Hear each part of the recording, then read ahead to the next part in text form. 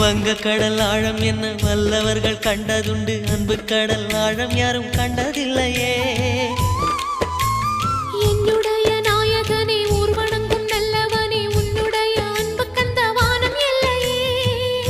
எனக்கென வந்த தேவதையே சரிபாதி நீ அல்லவா. நடக்கையில் உந்தன் கூட வரும் நிழல் போலே நான் அல்லவா.